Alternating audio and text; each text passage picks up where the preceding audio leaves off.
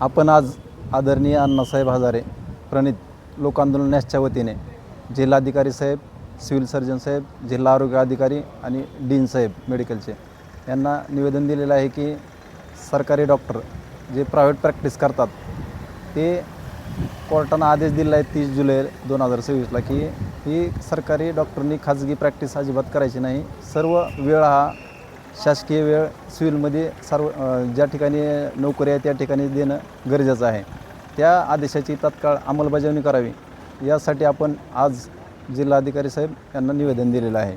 ह्याच्यावर जर शासनाने नाही कडक कारवाई केली तर आपण काय करू शकतो? यांना आपण एक 15 दिवसाचा वेळ दिलेला आहे। 15 दिवसात जर त्यांनी कारवाई नाही केली तर आपण याच्यानंतरनं दुसरी स्टेप म्हणून आरोग्यमंत्री आणि मुख्यमंत्री यांना निवेदन देऊन कळवू आणि तरी पण नाही बदल झाला तर आपण यांच्या विरोधात आंदोलन करू।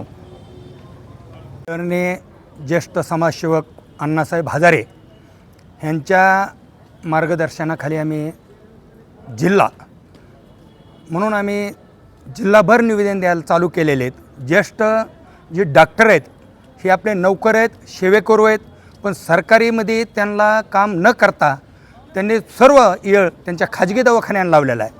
त्याच्यामुळं औरंगाबाद, मुंबई खंडपीठ ह्यांनी त्यांच्या विरोधात याचिका दाखल केलेली होती। त्या परंतु याचिकेप्रमाणे त्यांना सांगितलेलं आहे की तुम्ही शासकीय नोकर म्हणूनच काम करा, तुम्ही शासनाचे आणि